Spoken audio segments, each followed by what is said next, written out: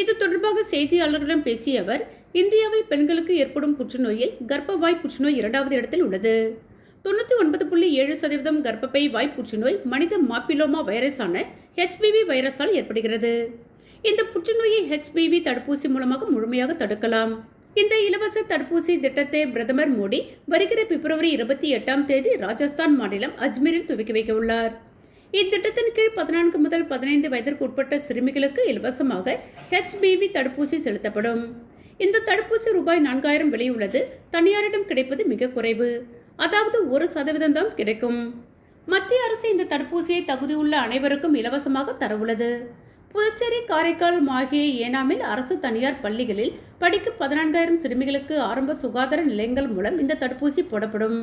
வரும் மார்ச் 8 முதல் 3 மாதத்திற்கு தினம்தோறும் வேலை நாட்களில் காலை 9 மணி முதல் மதியம் 1 மணி வரை மாணவிகளுக்கு தடுப்பூசி செலுத்தப்படும்.